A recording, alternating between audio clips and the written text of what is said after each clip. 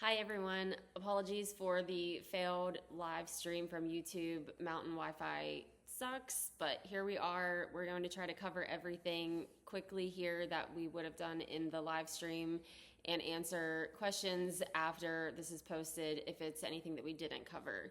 I am one of your race directors, Sarah, and Sean. um, first things first, we want to go over parking for the 100-milers at Camp Morganton.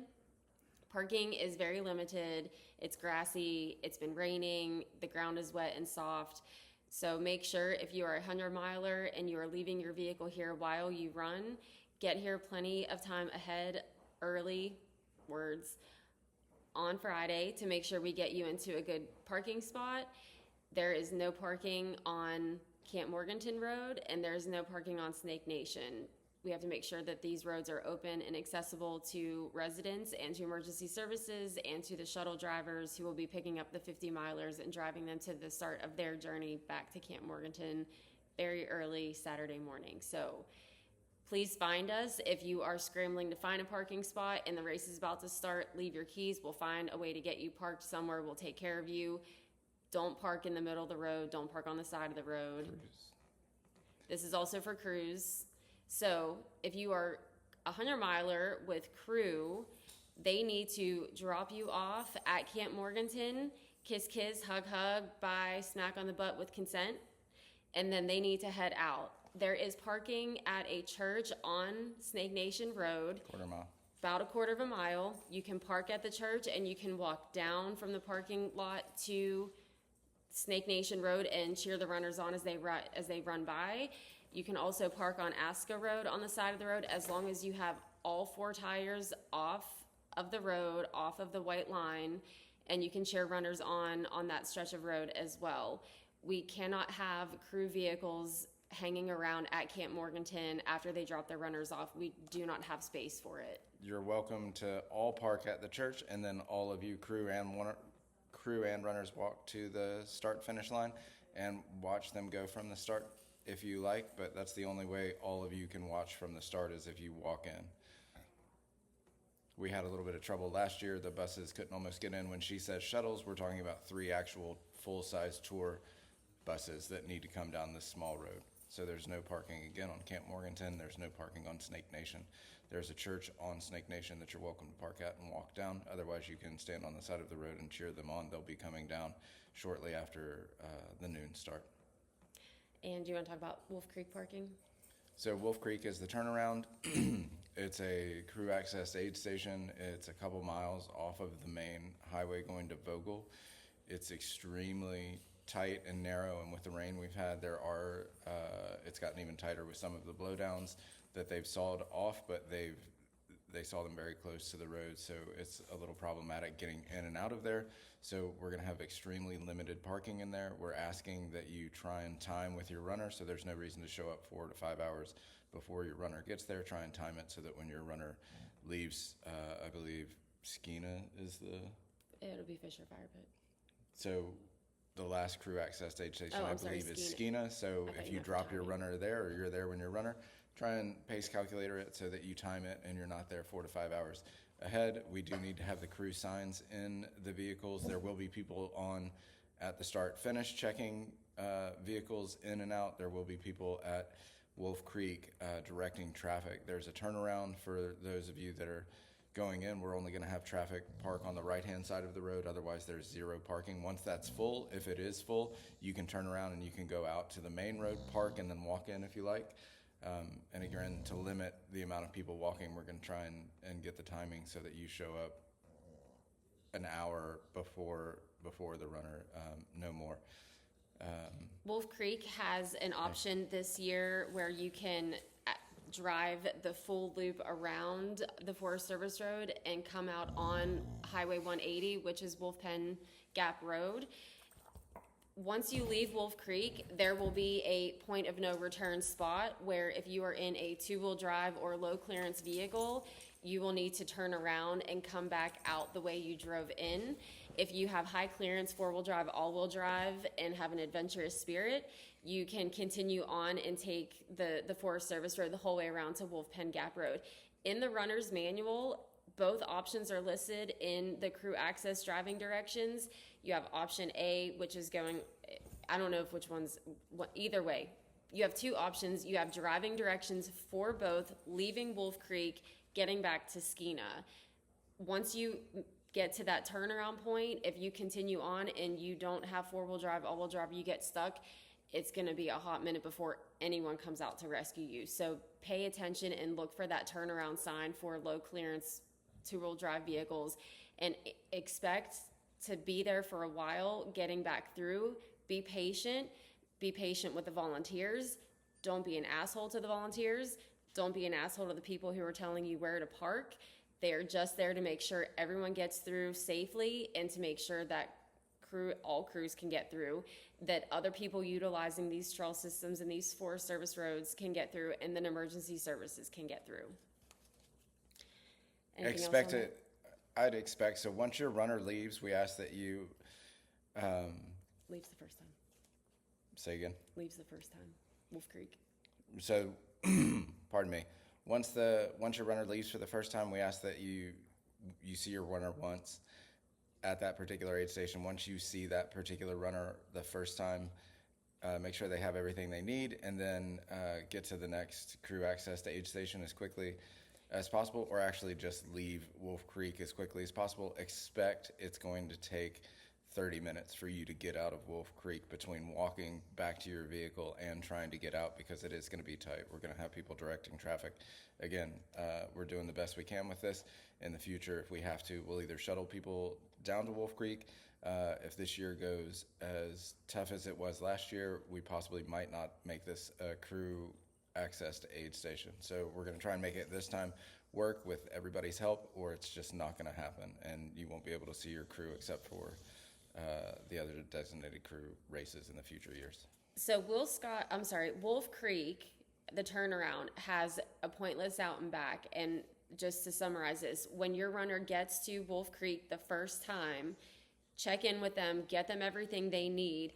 They're going to leave Wolf Creek, go do their pointless out and back. When they leave to do their pointless out and back, crew needs to leave at that point. If the pacer is not getting on with their runner until they come back from that pointless out and back to make the rest of their return back to Morganton, they can hang out at the aid station and wait for the runner to get back. It is a 2-mile just bullshit annoying climb to the bib punch at the turnaround, and then a 2-mile pretty easy descent back down to Wolf Creek.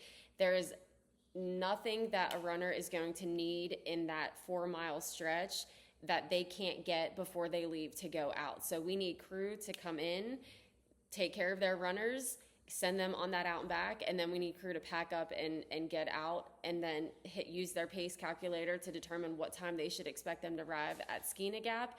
Wait until that time frame, and then make your way back to Skeena Gap and see them there. And so this is like a lot of other races will bus people in or do shuttles or things for the crews. We're going to try and again make this work so that you can drive down in there. We just ask that you see your runner once, you get everything that they need, and then you get out so the next crew can get in. If there are any problems, which we don't foresee, we haven't had any real struggles with people in the past, but if there is any kind of altercation or if there is a problem with runners' crews, that will put the runners in jeopardy, right? So like if there's anything that goes on or your crew, and I'm speaking to the runners now, assuming that mostly the runners are watching this, if your crew we have any problems with crew not listening or making things difficult, or a crew parks a car in the middle of the road like we've had, or that's not on where it should be, that will make you eligible for disqualification. So you need to talk to your crews. You need to make sure that they understand that, and make sure that they understand that things just get tight at some of these aid stations. We have a couple aid stations that full on traffic are going 60 miles an hour. So for safety, for the efficiency of the race in general, and for you guys as runners, getting you in and out of aid stations and getting you everything that you need, we're trying to make this safe and as quick as possible, right? So that's what we're doing for the crew as best we can. So we need to, if we all work together, it's great. If we have any problems from crews, you're going to be the ones that are going to suffer for it. So let's just make sure that the crews are nice to nice to the volunteers, follow the orders of where they're supposed to park, and just try and get it in and out of the crew access aid stations in a timely manner. And be nice and be patient. Don't be an asshole. It's just really that simple. Flagging, we have approximately 1,000 of these flags with reflective strips on them along the course. 1,200.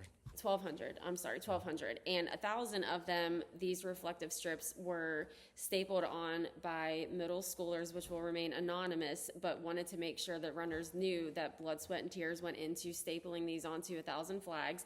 And if you drop, we hope that you think about all of their hard work that went into. They said, if you're thinking about quitting, please think about all of the time they spent stapling these flags for you, and that they hope that makes you want to continue on. They were extremely supportive. They were very enthusiastic about the race, about the teacher that's involved with the race, about her husband and significant other that's running the race. Give it away. But anyway, they were very enthusiastic and very supportive, and they didn't say any of that. They said, please, if runners are thinking of quitting, let them know that we stapled all these flags in hopes that they would continue on. God. So 100 milers, when you leave Camp Morganton on your way to Wolf Creek at the turnaround, you will be following this flag and other directional arrow signs on your right. At the turnaround, when you come back, and 50 milers for your entire time coming to the finish line at Camp Morganton, you will be following flagging on your left. The two exceptions are the Flat Creek Loop and the Weaver Creek out and back. The Flat Creek Loop, the flagging will all be on the right, and you will run the Flat Creek Loop counterclockwise every single time, forever and always, period. And Weaver's on the left going down and on the right coming up. Yes.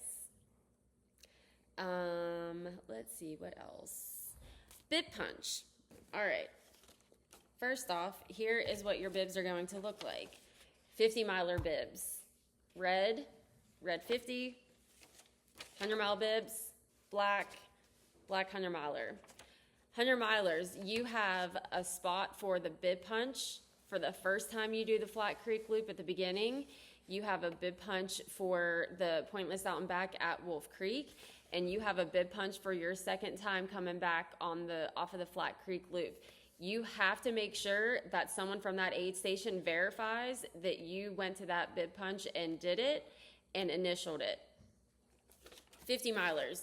Ignore the poor decisions bib punch. When you are at the very beginning of your run, you're going to come out, climb up 180, approximately 9,000 feet of climbing in your first 5K. And when you get onto the trail, you'll see the bib punch. Ignore it. You do not do 50 milers. Do not do a bib punch until you get to the Flat Creek Loop after you have checked in and refreshed whatever you need from the Deep Gap aid station. The Flat Creek Loop has several opportunities to make sure that you have not missed the bib punch. There will be signs that say, punch your bib here.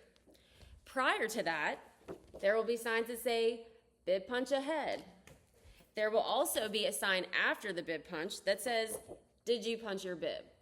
All we can tell you is the bib punch is on the Flat Creek Loop. We do not put it in the exact same spot every year because people are dishonest and try to cheat the loop, and so it is not where everyone may have expected it to be this year based on where it was last year. Just know that on that loop, the bib punch will be there. It will be hard to miss because of all of these signs. You just have to use an orienteering bib punch. Get it on there. When you get back to the aid station, they validate it. You are on your merry way. The other thing, we have several bib punches attached to wherever it's going to be. When you go out of the deep aid station, they're going to say, don't forget to punch your bib. The same thing at Wolf Creek 100-mile runners. When you go to do the out and back, they're going to say at Wolf Creek, go up, punch your bib, and then come back. They'll check for your bib punch. If you miss a bib punch, two things are going to happen. One, you disqualify. Two, you have to go back and do it again, right? So if you miss the bib punch, you're just going to have to run the loop again. And we've only had a couple people miss the bib punch for not looking at it. So we've done our best to make it even more obvious where the bib punches are, so that there should be no missing of it. Along those lines, for people who like to fold their bibs down and make them as small of a footprint as possible, just make sure that these are easily and readily accessible on your person when you get to those spots, because if you put it on your back, you're going to have to take your pack off and turn it around. If you have it folded up, you're going to have to take it off, unfold it, and punch it. So just make Can you sure. fold that timing chip? No. Right, Your so timing don't chips fold are it. on the back, so you actually can't fold it. Sorry. Last thing on the bibs, we did this last year and people loved it, so we did it again.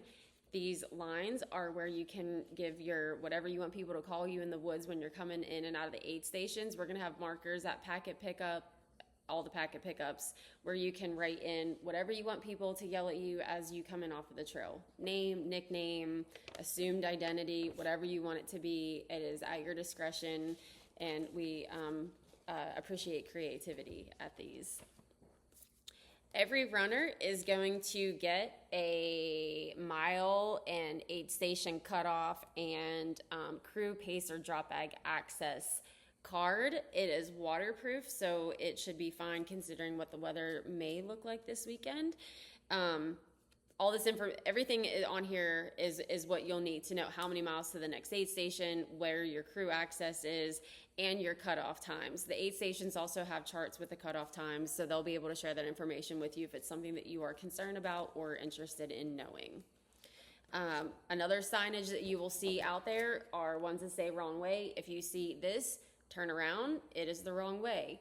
You will also see, it's pretty obvious, but just in case, there will also be some hot pink escape route flagging, like contractor flagging, that will be tied to trees and whatnot for areas that you also will not want to go.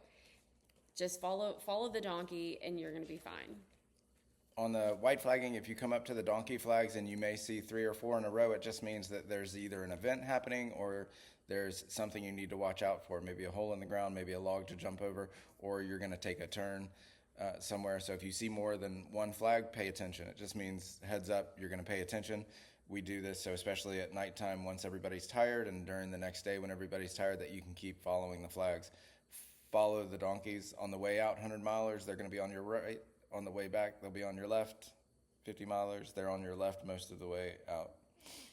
Packet pickup will be Thursday evening at Angry Hops in Blue Ridge from 4 to 7. Do not bring your drop bags to Angry Hops. You can drop those off at the start at Camp Morganton for 100 milers, and you can drop them off at the start at Byron Reese for 50 milers. If you're taking the shuttle, bring your drop bag on the shuttle with you and take it to the start. Sean, some of our crew, we've had people that'll be loading all that stuff up into their vehicles and taking it to those aid stations for you. Camp Morganton packet pickup will Make sure be they're marked. Your drop bags need to have your name and your bib number on them. Be reasonable with your drop bags. Please don't bring a carry-on size luggage suitcase that has 80-pound weights in them. We have amazing volunteers at these aid stations that have to unload and sort out these drop bags. You shouldn't need a suitcase.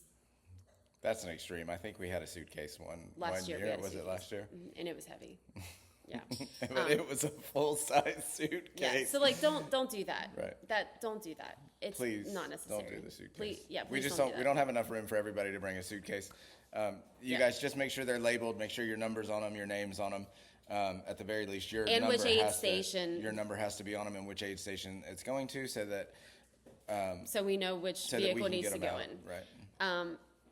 Friday, Camp Morganton packet pickup will be from 9 a.m. to 11:45 a.m. If you are a 50-miler picking up your packet and things are looking a little hectic, just give us a couple minutes to get through the start for the 100 milers, and then we'll take care of you before we have to pack everything up and get out on course and start watching the chaos. Saturday morning, packet pickup for 50 milers. You have Camp Morganton packet pickup from the obscenely early 4:30 a.m. until 5:30 a.m. And then we also have it at Byron Reese from 6 a.m. to 7:30 a.m. And the Saturday shuttle leaves, we start loading at 5:45, we pull out at 6 sharp. It's an hour ride. We'll have water and tailwind at Camp Morganton. We'll have water and tailwind at Byron Reese.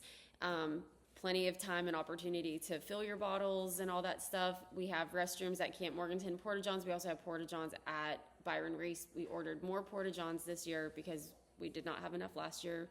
Made note of that. We also have Porta-Johns at Wolf Creek this year, which was something that we didn't have last year. So we are taking as much feedback from, lessons learned last year to take care of you guys and make this the most amazing weekend of your life. So on that note, with Wolf Creek, so especially the crew access aid stations, just to reiterate, we're trying to make this better than last year. Since we turned the race around, last year we had to go through a bunch of speed bumps to figure out what it was, because we've been doing it from Vogel. So with Camp Morganton, it's much smaller than Vogel. We don't have as much parking. There's not as much space. However, we've got much more space in the actual building. It's much more conducive to the actual race once the race is getting going. And even at the start, granted, we don't park everybody there, just runners. So please bear with us. Give us a little bit of charity, a little bit of patience. Please have your crew do the same. Again, we don't expect any problems. We've had minimal problems in the past, maybe one or two. But if we do have those one or two this year, the solution was we're going to start penalizing the runners. So please just tell your crew just to have a little bit of patience, have a little bit of charity with everybody. And when they're driving, expect to have to park a little bit farther and walk. You guys are running 100 miles. They can walk a couple miles during the extent of this race. Typically, they're there hours before you are. We're trying to minimize that. Tell them to go get lunch. You're not going to be there for 3 hours. They don't need to go directly to the next thing because there are runners ahead of you. And as runners, we all know how this works, but a lot of the crew has no idea, so they'll just show up to the aid stations and wait for 3 or 4 hours while there's actual people trying to get to their runners that can't. And these are the reasons, I'm just going over the reasons why we're being so adamant about being strict this year. If things don't go well this year, then we're going to have to rethink how many crew accesses we're able to have. Yeah, sorry, that's it. Yeah, that's it. You're really close to Blue Ridge. You're really close to Blairsville. There are tons of restaurants and gas stations. I know overnight hours, you're kind of limited to what's open, but if you're out and about during the daytime hours, there are little mom and pop shops all over the place. Find a roadside person selling boiled peanuts and help yourself to that and relax a little bit. Give yourself some time to decompress in between the aid stations that you can access to crew your runners. And everyone, we just really hope that everyone has a good time and that people aren't assholes, because it's just really easy to just be a good, kind person and be nice to everyone.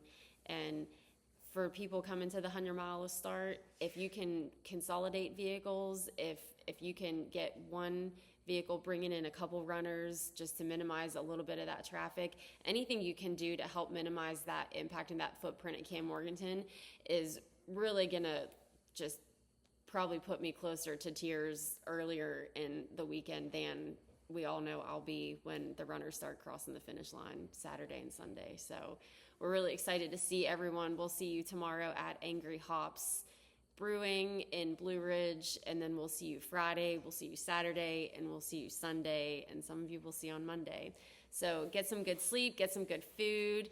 If you have questions, leave comments, we'll respond to those. If you're emailing, just please understand that we're doing a lot of stuff and we'll respond as quickly as we can. But we're ready to see you guys, so we'll see you soon.